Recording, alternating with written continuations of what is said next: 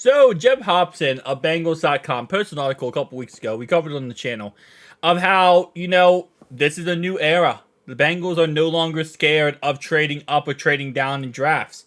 And we're about to see it happen. Now, for the first round, they don't do that. They don't trade up in the first round. Haven't done it in a very, very long time. In the second round, I actually did mess up one of my videos. I said they did not trade up in the second round anytime recently. Someone comment down below. I think it was Spectacle, my man. Always comments. Appreciate you, my man. He said, what about Cam Taylor-Britt? We traded up for Cam Taylor-Britt. So, I was incorrect. We did trade up for Cam Taylor-Britt in 2022. But other than that, we don't usually trade up in the first round at all. But the second round, usually never. Well, that tradition is not going to be ending anytime soon. Our director of player scouts, or our director of pro scouting director, exact name, Steven here, who's been with us for this is actually his 12th upcoming draft. So last 12 years. According to him, we're not trading up at all, baby. We're not doing any of that. He said this about the idea. It's a deep draft, except for maybe a couple of positions. But I think it's probably one of the better drafts that I have been around, where if you're in the top 25, you're getting a player that normally would go in the top 10. And that optimism doesn't just apply for the first round. Here's what Steven said about the second round. There's guys that have legitimate first and legitimate second round grades where you're not reaching for a player there at all. And again, this might mean we trade down a lot in this upcoming draft. As he said, this is one of the best drafts he has seen, and he has seen, again, 12 drafts for us in a row. If this is one of the best drafts when it comes to, deep value, right now we're sitting at how many picks? 10 picks? We could potentially, keep trading down throughout this whole entire draft.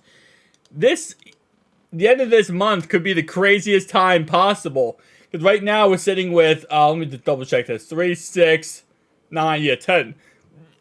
10 picks. So, I don't think we're going to trade down in the first round, especially because, again, based on what he said there's a lot of great players. You can get a top 10 player in the first round at pick 18. So, for example, we're picking pick 18 here. Of the options available, I'm going Johnny Newton. So now you get Johnny Newton, right? Second round, okay, now you can go with someone like Troy. Actually, honestly, Troy Franklin. I know I saw somebody comment down below and said that he's going to be like MVS V2, like a field stretching receiver. I'll be interested to see if he is or not, because if he is, I don't think it's the worst option possible taking wide receiver in the second round for us. Out of all these options, though, I'm probably going to go with Jatavian Sanders for this mock. But now, again, forget the 2 first-round picks here. The first and second round. We're talking about trading down now. So now, like, for example, we could trade down with the Steelers or trade down with the Giants. Let's see what the Steelers would offer us. So we'll give you the 80th overall pick. We want, in return, let's say that. Okay? So now we have 2 additional picks now. We trade down a couple more spots. The Ravens, wow, apparently the division just wants our draft picks. But we'll take, 130, 165. Okay. Now we have 2 additional draft picks. So now we have 4 more draft picks to work with going into this, draft. So, again, like I said, if it's as deep as they're saying it is, we could really just kind of work around that fact of being able to keep on trading down, and just, stack up these players, especially if it's a deep draft and a really good draft. You can get yourself some pretty damn good talent and walk away from this draft really set up with one of the best draft classes of all time. His lack of top speed and strength makes him, I don't know if I really want a rotational guy here, but again, with all the draft picks we have now, we can kind of, work around anything we want. We don't have to really force any player here or go after 100% guaranteed any player. lacks difference-making NFL athleticism, but a determined, intelligent player who can go round out receiver room with special teams. I don't know if I would love that. I'm gonna go with Drake here. And with how many picks we have, I mean, again, we're kind of like we're pretty much just like sitting here loving life at this point. Go with another tackle. I do want to go wide receiver eventually here. Okay, I'll go wide receiver here. We have back-to-back picks right now, so. Probably going to go with this pick as. Nah. I want to go linebacker sometime in this draft. That's another thing I do want to hit. But again, like I said, whenever I do these, I don't like to ever like force a positional picks of being like, oh, we have to go linebacker right now. Or we have to go like this. I don't like that idea because that's not how the Bengals draft. We do best player available. And if we have a guy that we think is going to be great, we're going to go for that guy. We're not going to, overdraft somebody for that said reason.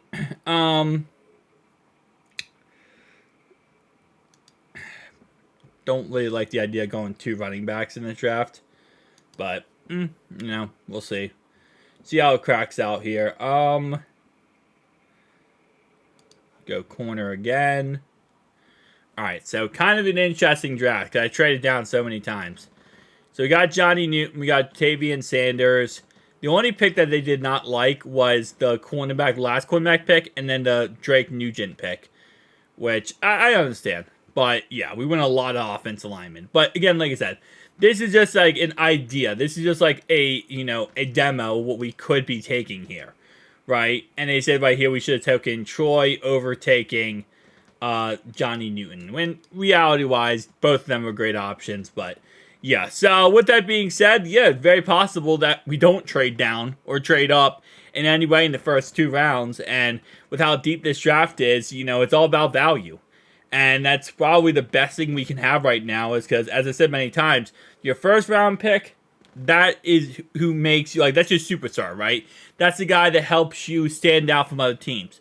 But your day 2 and day 3 picks, those are the picks that make up your team. Those are the picks that actually make you, well-rounded roster and gives you depth purposes.